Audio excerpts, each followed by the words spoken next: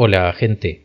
Bien, hoy me gustaría hablar del autor Neil Postman y su idea de la manipulación mediante excesos, especialmente como aparece explicada en una obra suya del año 1985, que es justamente una de sus obras más conocidas y comentadas. Es curioso que ese libro sea de 1985 porque, como nos podemos imaginar, en esa época se estaba dando el debate alrededor de la obra más conocida de Orwell, y si habiendo pasado el año 1984 se estaba viviendo en un mundo distópico como el que se describe en esa obra o no. Muchos estadounidenses de fuerte tradición liberal tenían muy presentes ese tipo de puntos de vista liberales, lo cual les hacía pensar que es imposible una tiranía semejante en los Estados Unidos.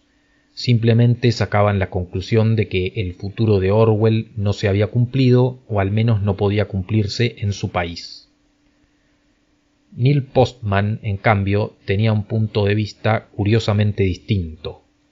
Él terminó creyendo que, si bien algunos aspectos orwellianos sí pueden haber ocurrido, la realidad de lo que rápidamente podemos llamar Occidente terminó pareciéndose más al conocido Un mundo feliz de Huxley. De hecho, su argumento para afirmar eso es similar a lo que vimos que el propio Huxley comenta en su revisión de Un mundo feliz, hecha varios años más adelante del momento de la publicación original. Parte de ese argumento consiste en afirmar que en el mundo de Huxley no es necesario un gran hermano que nos controle permanentemente. La gente va a estar tan entretenida que simplemente se va a dejar controlar por sí sola. En las propias palabras de Postman, es probable que esas personas del futuro adoren las tecnologías que les van a quitar la capacidad de pensar. Cierro cita. Cuando se habla de la capacidad de pensar, el autor se refiere a deliberar, tener diálogo interno con la intención de entender o también descifrar algo. Si esos medios llevaban a ese futuro, entonces podríamos vernos reducidos a pura pasividad y egoísmo y quedar sumidos en un mar de irrelevancia. Para ese momento, 1985, Postman vio algunos signos que parecían confirmar su teoría. Uno de ellos, que creo que hoy por hoy, año 2023, se puede confirmar, es el desinterés de la persona media por la historia. Ya no es más la materia favorita de nadie en los Estados Unidos, decía literalmente el autor. Esto le resultaba curioso porque, según su propia investigación, la población estadounidense de los siglos XVIII o XIX era muy letrada, tal vez los más formados que haya tenido alguna población de un país, y continúa Postman, no se trataba de una élite, sino que los ciudadanos considerados comunes entraban en esa ecuación, además de que entre los temas que generaban interés estaba justamente la política o la historia. Ese tipo de población llevaba a que los primeros debates presidenciales fueran muy extensos y con explicaciones complejas, como lo fueron, por ejemplo, los debates entre Lincoln y Douglas, que directamente duraron horas. Según Postman, los candidatos asumían que la gente que estaba presente tenía la capacidad de entender los temas complejos de los que estaban debatiendo, porque su formación les daba un trasfondo, una base y un criterio. Esto es muy distinto a los debates actuales, en los que apenas hay unos pocos minutos para argumentar y normalmente lo que queda son detalles morbosos. En el pasado, según el autor, no se hubiera aceptado el formato que tenemos en la actualidad, porque lo que está en juego es el destino del país y el de su población, algo muy importante. Un punto que agrega a Postman y que podría servir para mostrar el mensaje del autor es que en esas campañas políticas del pasado los candidatos no se mostraban sonriendo, y es prácticamente imposible encontrar una sola foto en la que lo hagan. Con sus expresiones serias buscaban mostrar el profesionalismo necesario para conducir un país. También se prestaba mucha atención a la presencia del candidato, a sus formas, a su estilo o a su estética, queriendo transmitir el mismo mensaje. Las tecnologías actuales, mencionaba el autor en 1985, han generado una trivialización de todo. Los medios no van en busca de la introspección detrás de los sucesos ocurridos. Más bien se quiere conseguir un efecto de novedad constante, de sucesión permanente de eventos. Esto afecta a la política porque progresivamente va siendo convertida en entretenimiento. Y si esta era una realidad en el año 1985, cuando sobre todo había televisión y radio, es aún más real en tiempos de teléfonos móviles y redes sociales, que tuvieron un efecto acelerador en nuestra percepción y en nuestras vivencias.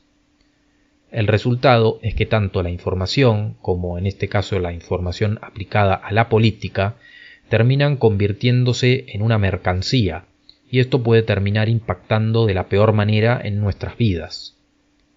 El autor también hace foco en un efecto muy 1984, en mi opinión, aunque él en un principio hablaba de un mundo feliz, en el cual a las audiencias se las puede hacer odiar o amar algo cuando poco y nada saben sobre ese objeto hacia el cual dirigen su amor o su odio. Incluso en algunos casos puede que tengan esos sentimientos hacia algo inexistente, y menciono a 1984 porque esto es similar a los famosos 2 minutos de odio. Las noticias se suceden una tras otra, con muy poco tiempo para detenerse a procesar lo que uno está viendo, y siempre ocupa más lugar aquello que está pensado para despertar nuestro lado emocional. Elementos clave como contexto, causas, consecuencias o implicaciones de todo lo que vemos quedan excluidos. El pensar, deliberar o profundizar es algo arduo que exige esfuerzo, pero no es un esfuerzo que sea obligatorio, es un esfuerzo que en todo caso es voluntario, porque cada uno de nosotros podemos considerar que nos puede dar un beneficio, pero no parece ser eso lo que pretende inducirse desde las pantallas, los programas o las redes sociales. Lo ideal para que, por ejemplo, las conversaciones, sobre todo con personas que no piensan como nosotros, sean constructivas, es hablar y luego tener la capacidad de escuchar, con tiempo para expresarse y dando tiempo para responder. Pero es probable que al ver debates televisivos y en la actualidad a través de Internet, esa semilla quede en la mente de las audiencias y luego ellos mismos reproduzcan tanto las ideas que vieron expresadas como las formas con las que se expresan. Fuimos cambiando entonces nuestra idea de lo que es un debate y un intercambio, y por lo tanto eso también afecta a la política que nos rige. Bien, algunas conclusiones. Creo que lo que dice este autor es bastante acertado y me parece que junto con el video de la metamodernidad es uno de los que más puede servir para entender algunos fenómenos políticos que están ocurriendo en los últimos años, por lo menos desde el 2015 en adelante.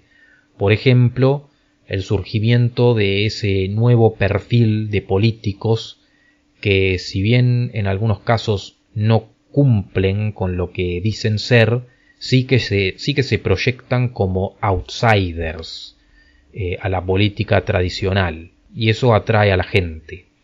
Esto, por ejemplo, sucedió porque a medida que fueron avanzando las redes sociales, desacartonaron mucho a las personas. Los ciudadanos promedio ya no estamos tan lejos de las personas más famosas. Por ahí les podemos dejar un mensaje y nos van a responder, o al menos sabemos que lo van a leer. Perdieron en cierta forma como la capacidad de proyectarse como figuras de autoridad a las cuales hay que tener mucha estima. Cuando se equivocan, la gente les va y les dice directamente lo que piensan, y entonces eso dio lugar a este perfil nuevo de políticos que son más descontracturados y que en algunos casos además también están apelando todo el tiempo a formas de hablar estridentes y eso, porque para estos medios que aceleraron todo, como las redes sociales, eso encaja perfectamente. Pero también hay que decir que la televisión todavía sigue funcionando y para mí tiene mucha influencia aún en la actualidad, aún cuando surgieron mucho las redes sociales, y eso es un tema un poco grave porque la política fue siendo reducida a una dinámica de programas de chimentos. Entonces eso también explica ese perfil estridente de algunos políticos, porque si vos tenés un programa de chimentos o de espectáculo, vos siempre estás buscando ese entretenimiento que atrape a las personas. Pero el problema es que la política es algo aburrido, es algo que, como quedó mencionado antes en el video, tiene un contexto, una historia, unas causas, unas consecuencias. ¿Cómo haces para que eso sea entretenido? Entonces, si vos reducís la política a la dinámica de un programa de espectáculo, lo convertís en algo entretenido, le das rating al programa, pero estás haciendo algo bastante temerario porque no se va a hablar de lo que es necesario que se hable. Y la gente además, en muchos casos, se acostumbra e incluso cree que está bien que eso sea así. Y básicamente se está perdiendo la posibilidad de exigirle a sus futuros mandatarios que le expliquen qué van a hacer, cómo lo van a hacer, qué problemas va a generar eso, qué beneficios y demás. Hoy por hoy diferentes divulgadores o incluso autores que están un poco de moda, pocos marcan eso. De hecho yo veo que cuando les conviene critican a los medios, pero cuando esos medios hacen algo que los beneficia, esa crítica desaparece. Y eso entonces lleva a una duda de cómo se podría solucionar. Y yo tengo una idea un poco polémica porque a mí me parece que si por ejemplo en las últimas elecciones hubo 27 precandidatos, de alguna forma los medios, por más que sean empresas privadas, tendrían que estar bastante obligados a tener a los 27 candidatos hablando. O sea, no puede ser que en una semana uno de los candidatos tenga un montón de horas al aire o minutos al aire porque da rating y otros no se sepa ni siquiera cómo se llaman, otros candidatos no se sepan ni quiénes son ni qué proponen. Incluso yo mismo al tener el canal he tratado de estar al tanto de quiénes eran los candidatos, pero no llegué. O sea, debe haber varios que ni siquiera sé quiénes son y qué decían. Y hay una clara correspondencia entre los que más aparecen en televisión y los que fueron más votados. Como dije en un video hace un tiempo, no hay ninguna provincia en donde se vea ninguna sorpresa. Entonces eso me parece que es como una prueba a favor de lo que estoy diciendo, o al menos un indicio. Así que bueno, pueden dejar lo que piensan en comentarios. Gracias por ver este video y nos vemos en el próximo. Un saludo.